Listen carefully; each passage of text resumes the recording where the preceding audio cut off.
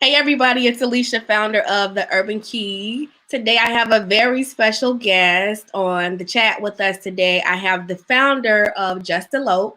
She's been featured on many platforms. She's been featured in Essence. She's been featured in Good Morning Texas, NBC Fort Worth, Dallas, Channel 5. Let's give a warm welcome to founder of Just Elope, Jennifer Allen. Hello, everybody. Thank you so much. Thank you so much for coming on. Just for everybody background. So I love Jen. I've known her easily over, I'm just going to say 20 years. We're not, kids, but, So I've known her for a really long time. And I just impressed and proud of you for everything that you've been doing with your brand. Because I can remember the hair selling days. Yes.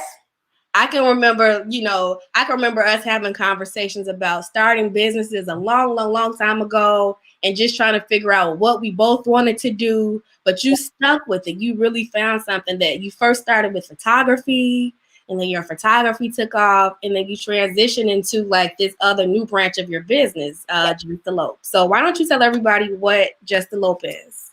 So as Alicia said, I've done many things. I've sold hair. I've sold sex toys. I started an event planning business. Then I had a baby and decided I wanted to learn how to use my camera. And from learning how to use my camera, I became a professional published photographer. And then from...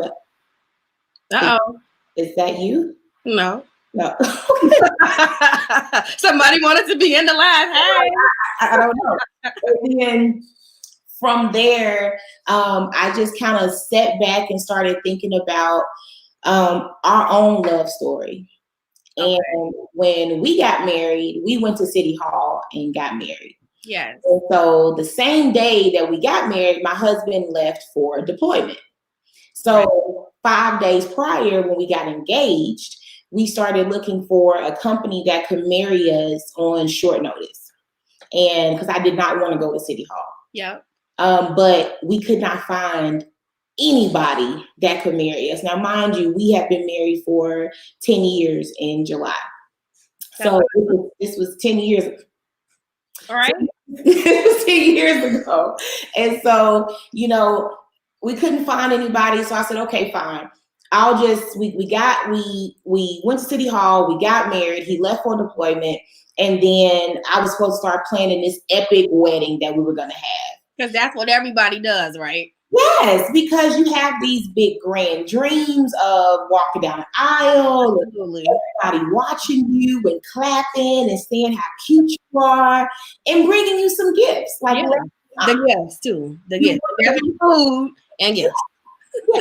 So all these things are happening, but I quickly realized that the prices for getting married were way more than what I wanted to pay.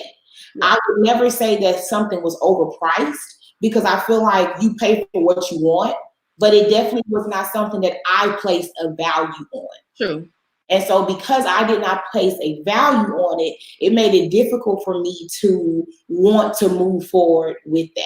You got stuck. And that happens to a lot of people. So let me just jump in and say, we have not exactly similar, but I had these big dreams of having this huge wedding. And then you start to look at how much these extravagant weddings actually cost versus what your budget is. And so we ended up actually getting married at my mom's house. My mom had a gorgeous home, but I didn't want to get married at my mom's house because I thought, I'm going to be getting married in a church and so it was hard. I don't know, you have this sentimental attachment to that. Yes. So it's hard to let that go, but go ahead. And it is because you grow up in this fairy tale, whereas that is the epitome of your love is getting married and what that grand finale to your love is. So look this big wedding that we had. And so I kept saying, okay, well, you know what?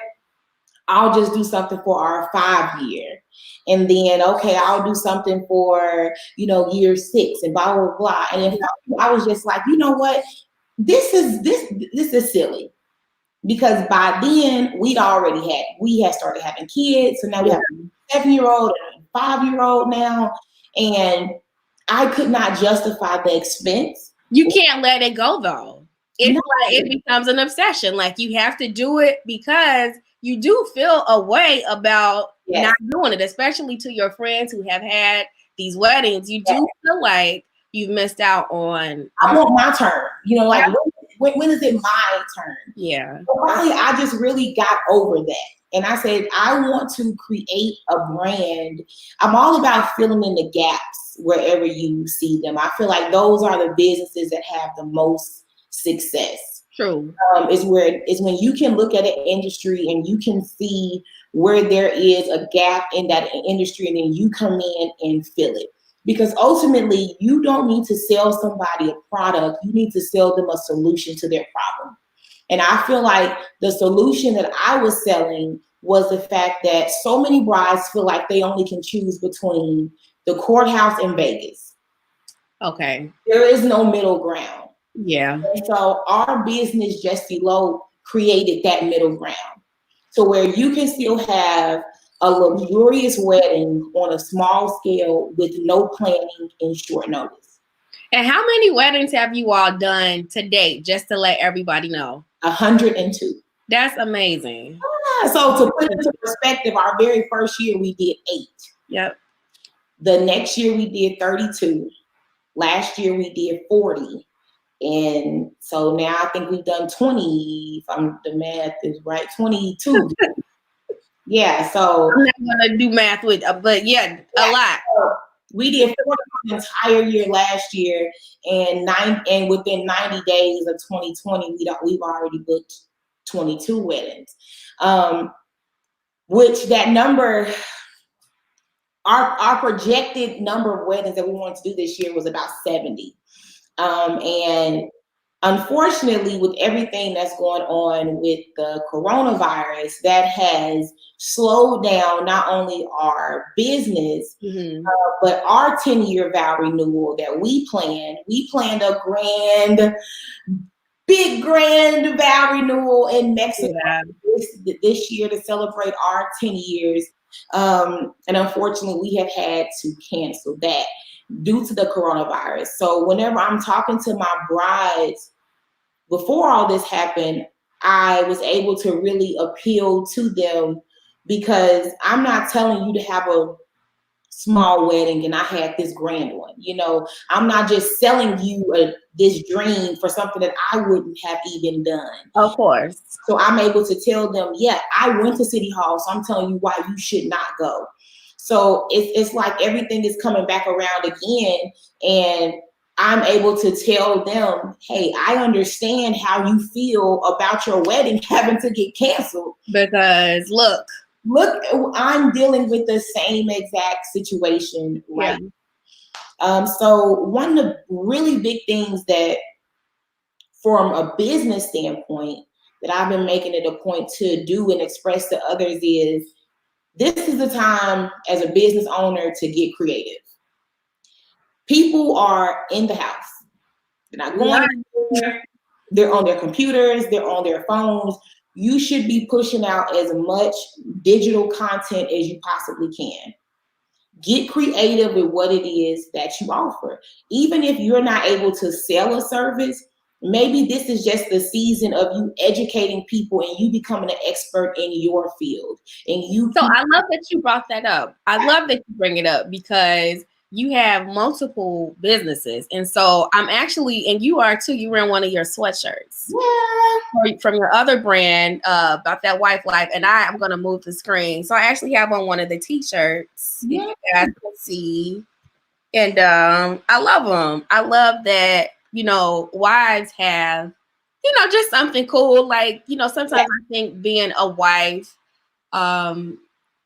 I don't know, you get put into a box like the Not Fun Club or something like that. So I kind of feel like, you know, like we're a gang because we get what's happening. It is different from being single. Yeah. Sometimes single women, they don't understand, not all, but some, the intricacies of marriage. And so to have, you know, something that sort of symbolizes, you know, that we've got each other's back is really cool. Yes, I'm a firm believer in not only marrying couples, planning their weddings, but helping them plan their marriages as well. Having a beautiful wedding is great, whether you do a Just Elope wedding or a big old wedding, but ultimately you need to put that time and effort into planning for the marriage and the life that you want to have together. Yeah. And so from that, I became a certified premarital and marriage coach because I wanted to be able to offer couples premarital counseling. It's coaching, not counseling, premarital coaching, so that they would have the opportunity to actually, let's talk about the tough questions before you get married. And honestly, I feel like couples should go through premarital coaching or counseling with whoever they choose to before they get engaged. I agree to that because for me, when we went through our premarital counseling, it just was like, all right. And, you know, I personally left like, we're going to be good. Right. You know, it's not that I didn't take it serious. I just didn't buy into what they were telling me. I just, from that particular couple. Right. But I think, especially like within a millennial group, I think, and I'm just kind of jumping ahead to your workbook, to kind of work through some things and really have to ideate, to really think about some things that you don't even think you'll be thinking about before you get married is big. Does that make sense? It makes perfect sense. And to just further expand on that, people don't understand there are levels to breaking up. Okay, so if you were to get if you were a boyfriend and girlfriend and you broke up, you would tell people, oh, it just didn't work out. Like, you can walk away from that situation. Once you make this public declaration that you're engaged and you're planning a wedding and you're doing this and that, people would tend to stay in situations that if they were just boyfriend and girlfriend, they would have gone. They've been gone. Yep. Yeah, because of the embarrassment that would be attached to I called off my engagement versus I called off my relationship. Yeah. And if you go through that whole process knowing you shouldn't have got married and now you're married, people definitely tend to stay because you don't want to say I got a divorce. That's automatically saying that my credit bad. Like, you know, it's like this stigma going around.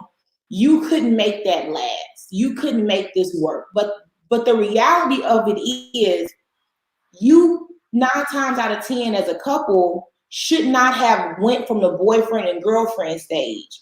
But had you addressed the things that you were glossing over in that stage, you probably would not have gotten engaged. Because I always find it funny to go through premarital counseling, start asking all these tough questions after you've already asked somebody to spend the rest of their life with you. It's the wrong time to figure out, to learn, like, hey, figure out how we would raise our kids, how we would feel about, you know, what if one of us decided that we really didn't want kids, you know, and what would we do if we couldn't have kids? And are you open for adoption? Or, you know, what if one of our parents got ill and had to live with us? Like, let's talk about some real life questions, not, you know, well, where do you see us in 5 years? Like, and to that point, I want to, because we mentioned it, I want to show everybody what Jen is referencing. So she's actually written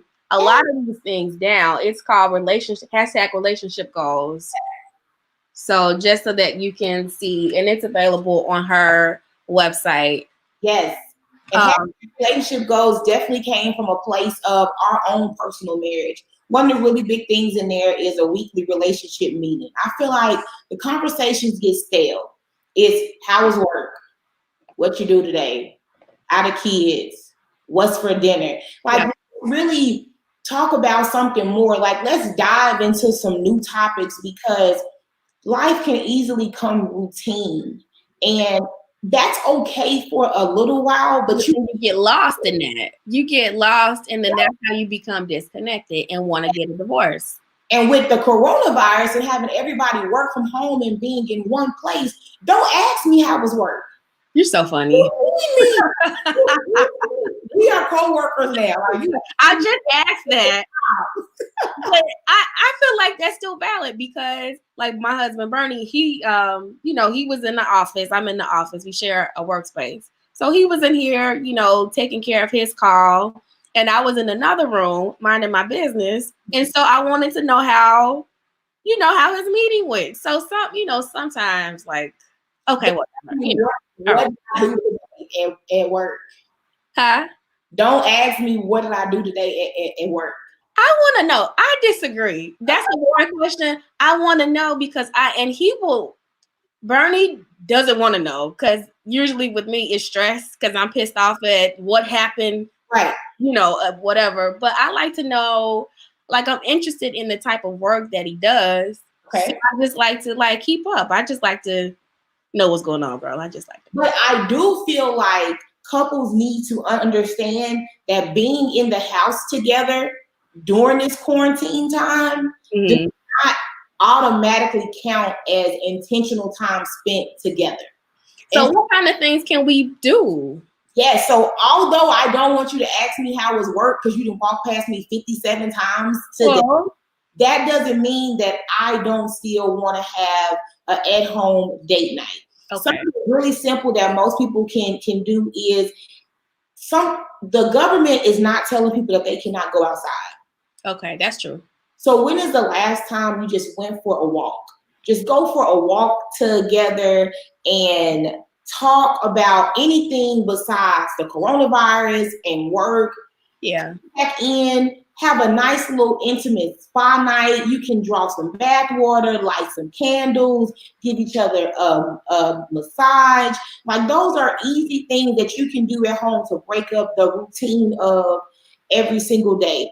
Cook dinner together. Get on Pinterest and find a new meal that you've never had and like make it themed. I'm really big on themed things. I'm scared to look. It's like, yeah, get on Pinterest. Like if it's gonna be Italian night, like let's go all out. Like we need to speak in an Italian accent the whole time. We in here cooking. You are super creative. You are fun, creative. We're not doing all that. I might get him to maybe come and cook with me. We can play some music and stuff, but we ain't doing all that. So, but don't be afraid to get out. You have to. If both of y'all are like, okay, we don't want to do that, then that's one thing. But if one person brings something to the table, be open to doing. Okay, that's fair. If Bernie says, "Oh man, I want to start running a 5K." Ooh, that's a lie. I'm not going. I'm not going outside. But you can tell them, well, I'll come walk with you. So you gotta meet people where they are, but at least be open to the idea of giving it a try. Okay, so this is the time. Really, you're saying we're in the house together. We can all be working on ourselves, working on our businesses, but more importantly, working on our relationships. Yes, because this is the foundation. You have to keep that spark going. Like I said, Tavares and I have been married for 10 years in July, and we've been together for going on 12. And so we've been together since Tavares was 19 and I was 22. And so when you are with somebody that long and from that young, you go through so many different changes in your own life personally. And talk about that. That is so, and people don't tell you that. I think that people, this is an opinion, I don't know if this is fact. I feel like a lot of people typically get married in their like mid to upward 20s. I was 29, I believe, when I got married, but you guys were younger. And I just feel like, in our 7-year marriage, and then we had been together, I'm not good at math. How long have we been? It's been like 15 some years, something like it's been a long time. It's been a long time. And so with that, you are trying to figure out yourself. Yeah. And they don't, not they, but I feel like there's not a lot of education on these things will happen to you as you progress in your marriage, and you feel like you're doing something wrong, or you feel awkward, or you feel insecure because you're at different places in your marriage, and nobody know what the heck is going on. You're at odds, and it's complicated stuff. Tavares was 21 and I was 24 when we got married.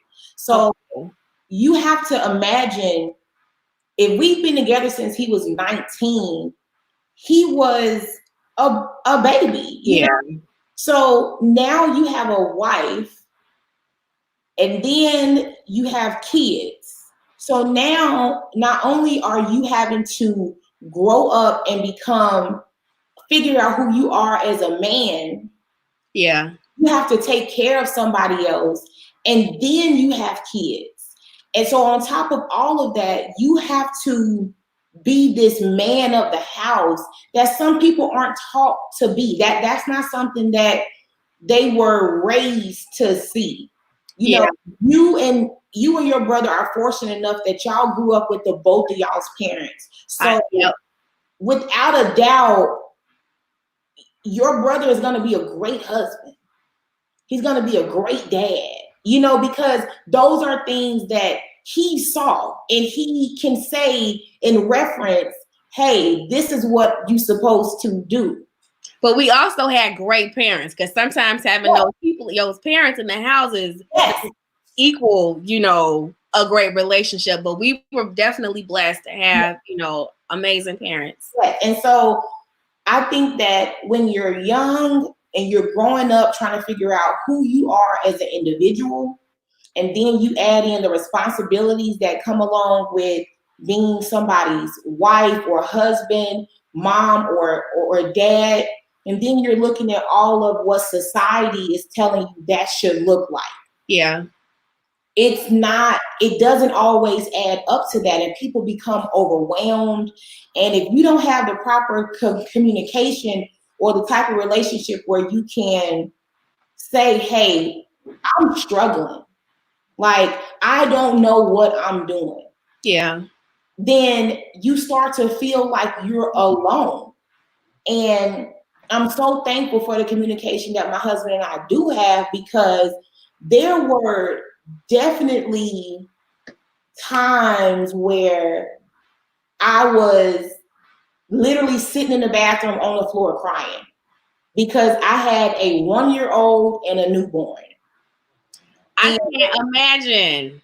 I'm like, I cannot do this. Like, I don't know. I cannot. Like, I literally felt like the worst person in the world. And I didn't want to speak up and say anything because I just felt like, well, I'm supposed to know how to be a mom. I'm supposed to know how to deal with all the things that I'm dealing with. Yeah. I shouldn't feel like this. These are my name. Like, I chose to have them. These are my kids, so I should know what to do. Yep. And finally, I just got the strength and told Tavares, like, dude, I'm struggling. He like, dude, I'm struggling. I thought you was good. And I'm like, no, I'm not. I'm not good. And I'm not good. I have this guilt. And he's like, I'm not good because I don't know how to just make it okay. My husband is really big on making sure that we are okay. He is a provider, a protector. He's so good at that. But this was something that we've never experienced before. Yeah. Like the coronavirus. Like, nobody has experienced the coronavirus before. And we have so many brides now that are reaching out to us that just want a sense of security for us to say, you know, oh, don't worry, your June wedding is gonna be fine. Like, don't worry about it. Everybody, but you know what? There's nothing you can do. So at some point, though, you have to woman up, man up, and just be like, this is what it is, and I have to deal with it. Right. So that wedding that you wanted it to be in June, but we can't go outside. right now, or you know, and not even thinking, you could literally pass away. Yes. You know what I mean? So it's just like you have to put a pause on it, even though you have those emotions, that emotional tie. Yes. After this is over, the events industry is going to come back. People will get married. There is still going to be an opportunity for you, but most importantly, you know, you're in relationship with the person that you love. So, you know, God willing, that person is not going anywhere. So just be grateful for what you have. You know what I mean? And don't stress over what you have no control over. And maybe and hopefully this time together is gonna either one of two things are gonna happen. Either your marriage and your relationship is gonna be extremely strengthened, or you're gonna realize, man, I do not want to grow old and spend every day like this with you. Because I've literally had a friend tell me I couldn't do this every day. And I think that people need to also understand that there is nothing wrong with needing space. There's nothing wrong with you don't know that in the beginning, though, right? You think that I think that people think when you get married, you're supposed to do things in a certain way. So I'll give you an example. So like for me, I thought I would be, and this is a joke, like most people that know me, like I don't really cook. My husband isn't really, he's like so low maintenance, right? So he's super healthy. He eats salads, and I always tease him and give him a hard time because I'm a foodie. And so I'm in here struggling because I want to eat everything. And he's like, no, I'm good with my salad. But I thought that as a wife, like I was supposed to be like, you know, whipping out these meals. And when the dynamic was different, it made me feel like I was doing something wrong. Does that make sense? And so I think it's just about learning for your marriage, like what things are important for you, like what's a deal breaker, was not a deal breaker, because everybody's marriage doesn't have to look like somebody else's, like, or what you saw modeled in front of you. So that, I think that's an important thing. And I also think that having upfront conversations about what your expectations are. Prime example, I'm not a big cook. I was not a big cook before Tavares and I got married. So one day we had a conversation, and I asked him, you know, what is something that you feel like you were kind of disappointed with about our marriage? And he says that I honestly thought that you would cook more. Ooh. And so for me, I thought that was hilarious because I'm a firm believer in just putting stuff out there the way that it is. Nowhere in did I pretend that I was about to be Chef Boyardee again. Like I never did that. Like I laid that part of my cards out on the table from the beginning. Right. I think that a lot of the times people, number one, they either don't. They, as my grandma, our grandmother says, don't start something that you cannot finish. If you go into the relationship cooking and cleaning and doing all these extra sexual things all on demand, you better be able to keep that up, because that is basically the honey trap that you're putting out there that you want to represent you. Yeah. Yeah. So on one end, people put up this false wall, this false screen of who they are. But on the other side, and this really has to do a lot with women, show you who they are from the beginning. And for whatever reason, we have on these rose-colored glasses thinking that we can change. Absolutely.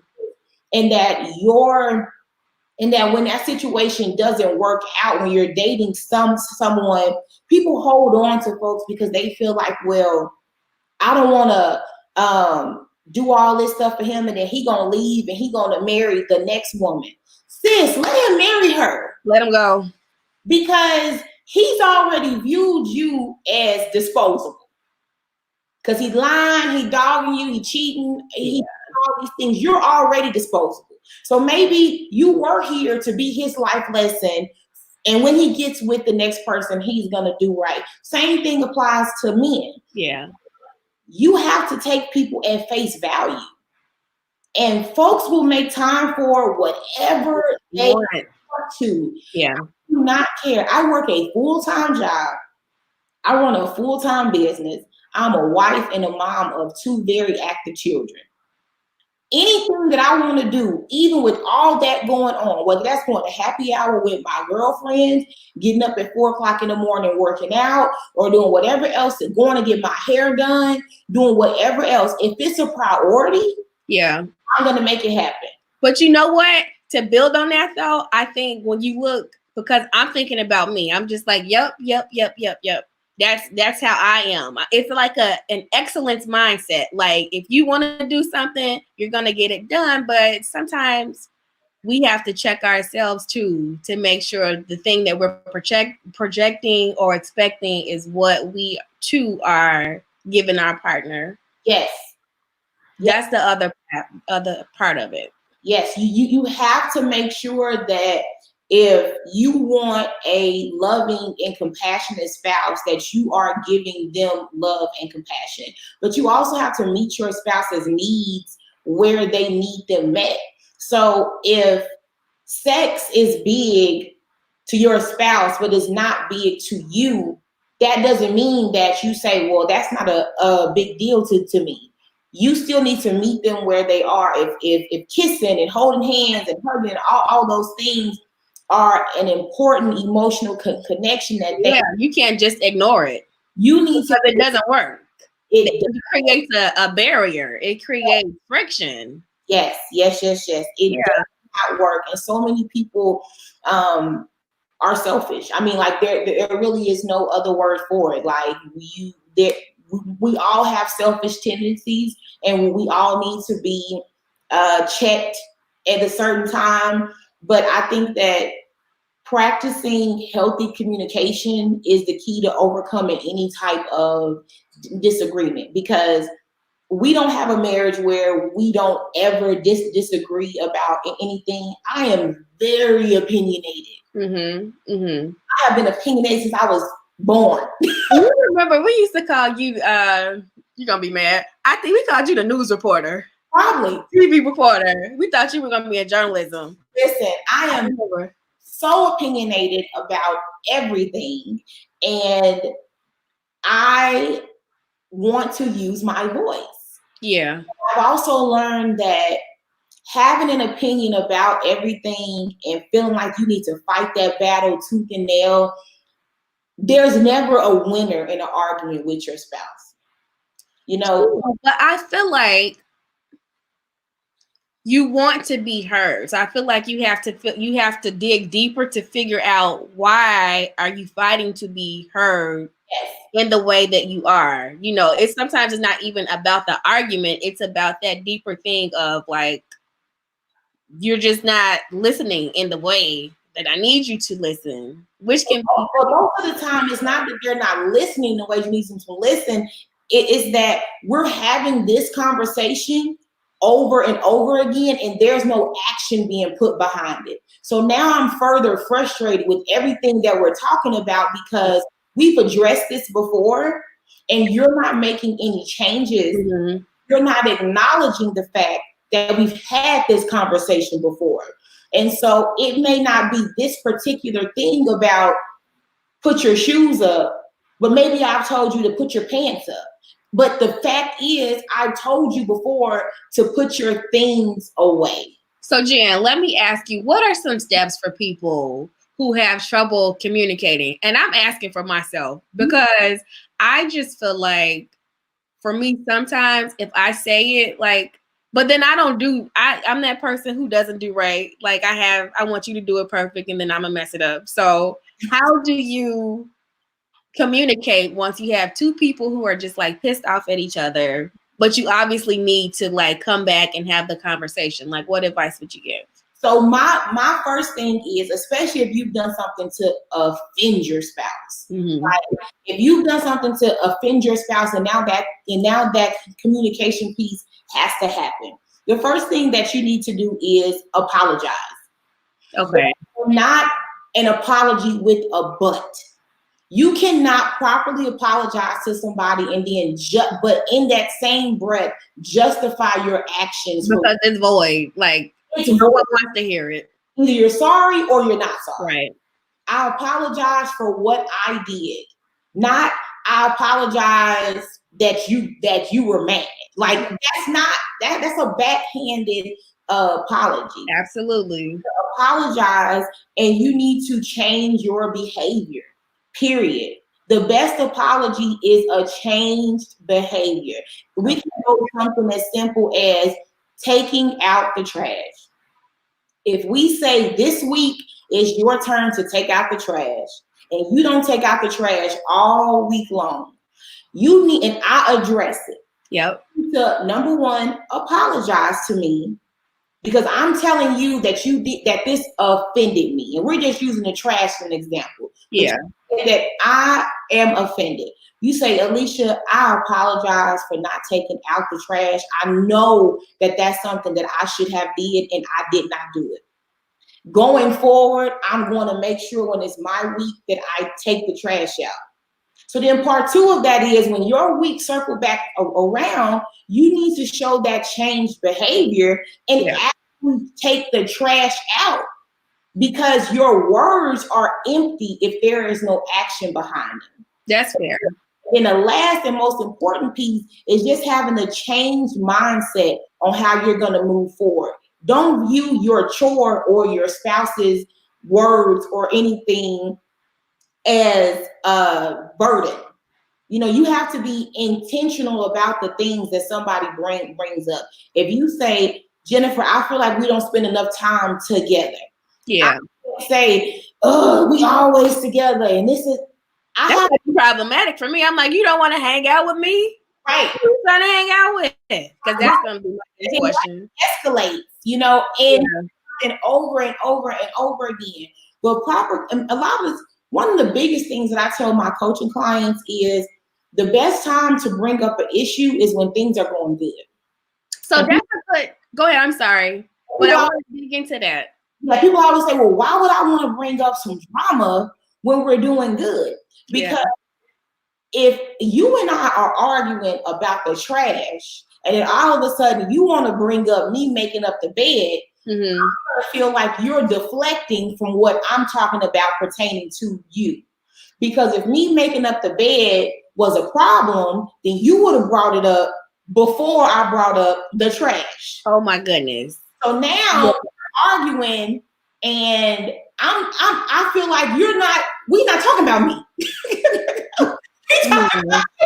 Yeah, it's the wrong time to like interject because you had your moment and now this is my moment. Yes. You could have said something earlier. I feel like it would be better received if while we were taking that walk that we talked about earlier, you can say, hey, you know what, something that's kind of been on my mind lately, like when you get out the bed in the morning, you the last person out the bed, can you please start making the bed up?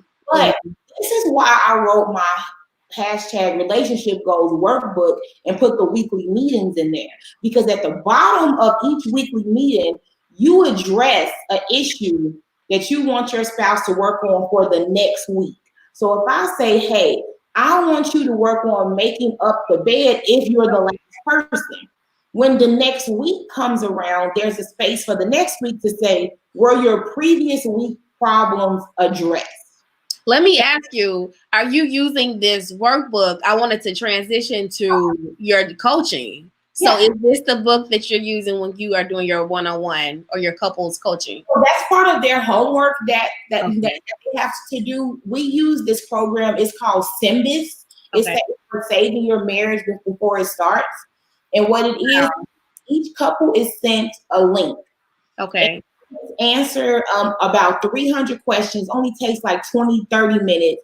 And it answers and tells you all these different things about their mindset, how they feel about different areas from finances to emotional to kids to the stability that they touch points. Okay. These elements. And so during our time together, I get the results back. The couple doesn't get the results. So I get the results back, and during our time together, we go over different sections during each meeting, and I give them those sheets as we are going through them. Yeah. So we basically unpack that during our sessions, and then for their homework, they have the workbook that they would do to go through. To supplement it. Okay.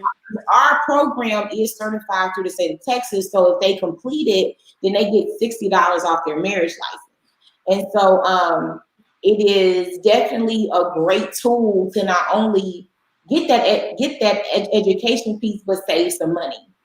Let me ask you, so once things, cool off with this coronavirus situation, I'm calling it, what type of plans do you have for expansion? Because I think this is such an amazing idea, that if you don't have this ginormous budget, to get married, that you're able to have, a package and tell people like you literally marry people.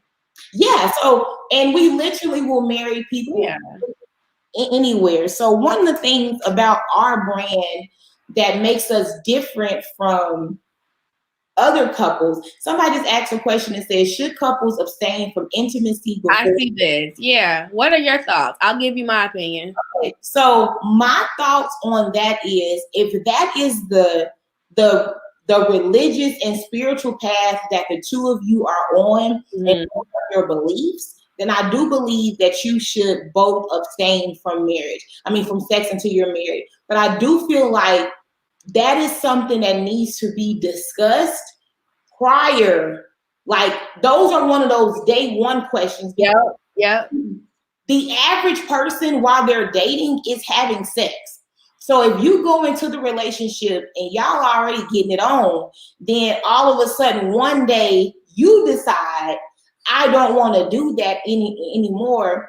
Although that should respect your wishes, that could possibly be a deal breaker for them because you went into the situation. But it happens though. Yeah. It does happen. And it happens. I'm a realist, and I'm not going to sit on this phone and say, I don't want to overshare because Bernie's here. So I'm just like, let me shut up. After this, I want to have a good relationship on here. But y'all do the best for y'all at y'all's house, but that's definitely a conversation that you lead with. Yeah, I agree. That is a first, second date kind of conversation. Like, don't ask me what my favorite color is. Like, let's talk about some real stuff. And I think another conversation people need to have, especially when you're an older person dating, is, do you want kids? Do you want more kids? I have a lot of female friends who do not have kids, who have not been married, and they want kids. But the guys that they're meeting, they don't want them. They don't want any more because they have them. Yes. Have them. Yep. So those are conversations that you should have in the very beginning as well, because there's no reason for you to let yourself get emotionally attached to somebody who is not going to be available to you in the way that you want them to be. Yeah. Like, let's just put it all out there. And I'm not saying on day one you got to be like, so we are we getting married or what? I think that's very forward on the first day. I think realistically, and maybe I'm just old fashioned. Like, if we're not like in a relationship, that's my private business. Like, you don't need to know. Like, if we're just talking, right? The expectation should not even be like, when are we gonna have sex? Because I don't know you at this point. You're still a stranger, so I need you to go and sit down. Yes, but I feel like one of the conversations that we can have is, you can say, I'm saying just so like, I don't want any kids. Like, if we get to talking about, so how many kids do you have? And you say, I have 2. Like, I feel like a natural progression in that conversation is, well, do you want any more? Like, would you be open to having more? Those are questions that people should should ask.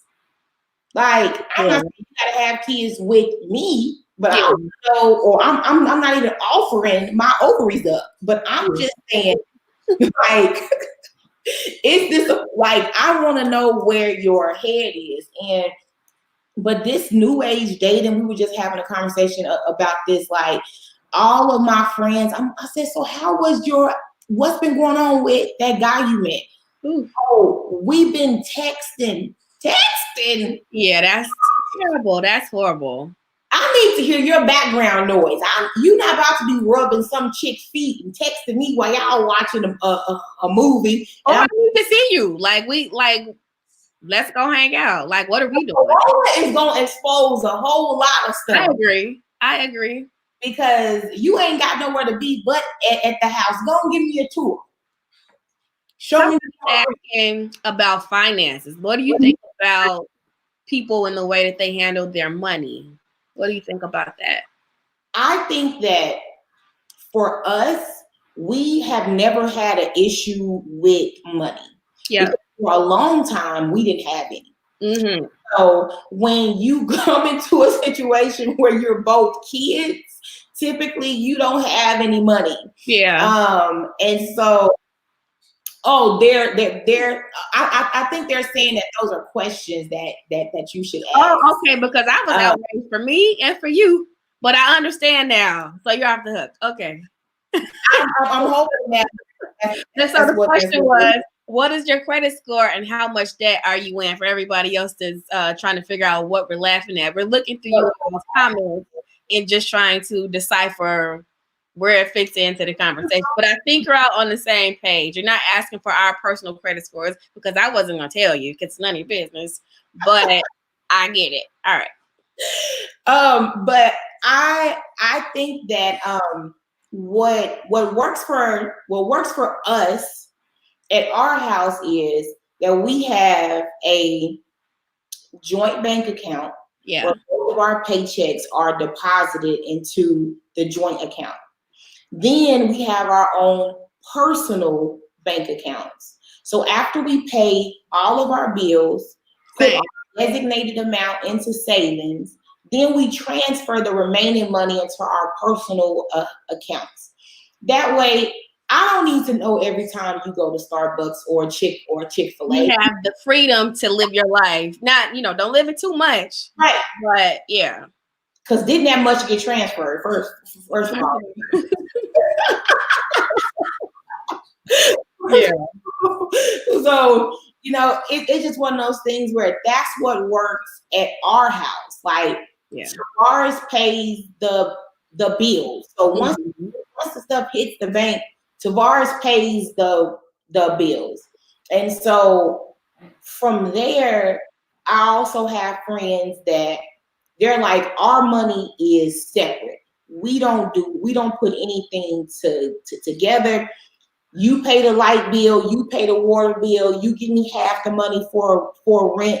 Like, that's not how our household operates, but that doesn't mean that it's wrong, but that's how their house operates. I think you do what works for you all, but I think you have to be honest in the relationship about what your personal relationship with money is. So if you're not good with money, you have to be honest enough to be like, hey, partner, I might need you because you're better in this area than I am. So just know, like, I might F up some stuff because I'm not good and I'm going to be leaning to you to kind of help get me together and then figure out. And I think that's important, just in general, you're relying on each other's strengths. So it would be, no different with anything else. Y'all are really loving these credit questions. Someone's saying, what's love got to do with credit? You know what? People. So some people love without, that credit score. So I know of a couple because she had an excessive amount of student loan debt, upwards of $70,000. Yeah, it's real out here. I don't want to marry you because I don't want that to affect our lifestyle. You're going to be paying off student loans until we die. It's like that's going to affect the type of life, the type of freedom that I want to have in order to move around and do. He wasn't strategic enough. He should have been thinking about a plan of action to get them together, get that debt down. So he wasn't the right one anyway. So, but I also think that a lot of it has to do with at what stage you come into people's lives. Mm-hmm. Because had he met her possibly while they were in college, and he saw the reason why she had so much debt, because she was literally, that's how she was surviving, was all those loans, then maybe there would have been a little bit more sympathy in the fact of, this is why, you know, this is. And so I think that depending on where you meet people at, you also are more open to different things. For instance, I would never, at this point, God forbid my marriage did not work, I would never want to have to rebuild and build with a man. Like, I would need for you to come to the table with everything that you need. That would be hard. Because I come to the table with everything that I need. And so I would not want to go through that struggle phase on purpose, because I've done that. Mm-hmm. And so it does make me appreciate my marriage more. It makes me so proud of my husband, because I've seen him go from a 19-year-old to the, 31-year-old he is now.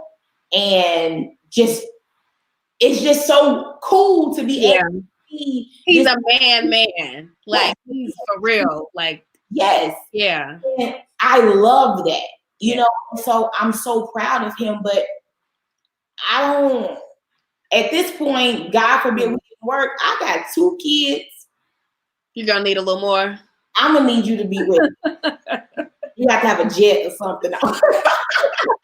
But see, do you have a jet? Sister works on a jet. Okay. Oh, gotta be, me.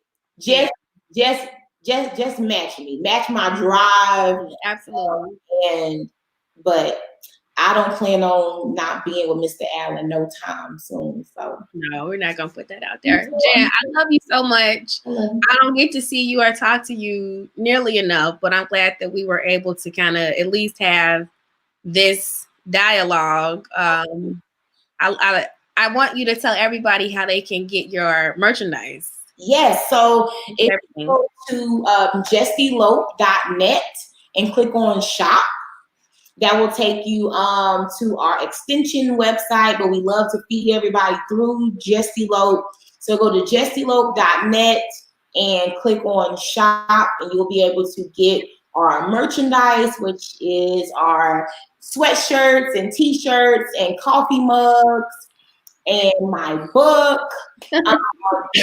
We're releasing some new stuff coming here soon. Summer's coming, whether we can go to the pool or not.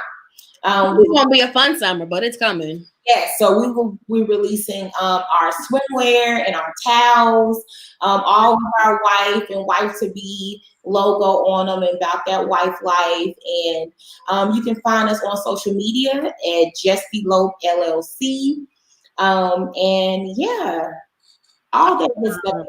justelope.net, you can find out about our premarital coaching and our marriage coaching. So it just doesn't stop at the premarital piece. And yeah, if you're looking for somebody to give you a very real approach to your relationship and your life. So everybody, she's based in Dallas. So if you have friends, family that are in Dallas area, definitely share this video anyway. But just, put them in touch with Jen, because, as you see, she's down to earth and she really is passionate about what it is that she's doing. She really loves love for real. And so I think she would be a good start, for those people who are like wanting to embark on marriage. So all our stuff takes place via Zoom or FaceTime. So you can be anywhere in the world and we can get this going. So, and with Just Elope, we do travel. So we've married couples. We've had weddings in New York, in New Orleans, which is my favorite. New Orleans. We were scheduled this year. Although the coronavirus, we don't know what's going to happen, but on our Summer of Love tour, Chicago was one of our stops on our tour. So it's in July, so we don't know. So it'll come back though. Everything always comes back. Yeah, and we'll just reschedule. But before you go, you asked me like what kind of sets our business apart. And one of the biggest things is that yes, we partner with amazing venues here in Dallas to give people that traditional feel of a wedding. But we will also marry you anywhere. So we've married couples at the State Fair, Texas, at Whataburger, at coffee shops, at professional basketball games, live on the news. If you told me you want to get married at Target, like we're going to Target. Yeah, it's super fun. I love the one at the carnival. Yes. Like, that was so fun and just playful. Yeah. I love it. Like everybody's love is different. So why make them be trapped in this box of you have to get married at a church or a chapel or the beach? Maybe you're high school sweethearts and you want to get married on the steps of your school. Yeah. We will make that happen. We provide the officiant, the photographer, the bouquets, the boutonnieres, the cake, the everything. You literally just pick your date, pay your money, and show up. We take care of everything. I'm gonna, I think, borrow some of your pictures and just kind of share like some of the weddings that you've done, show off your photography, the ones I think, because I think you might work with other photographers too. Now that yours. Yeah, now that we've grown, we have a team. But when we started, I shot every single wedding. And even now, my team shoots, but I edit every picture because I want to keep the aesthetics the same for all of our weddings. So, yeah. That is wonderful. Well, thank you so much. Thank you, everybody. You really did tune in and, you stuck with us. We were supposed to go 20 minutes, but we went almost an hour. So that means we were just definitely into our conversation. We got to do this again, even offline, because I just love you so much. I love you too. And you guys definitely follow me at The Urban Key on all platforms. And as always, you can email me any questions that you might have just for me or for Jen at info@theurbankey.com. All right, you guys, stay safe and bye. See you later. Bye.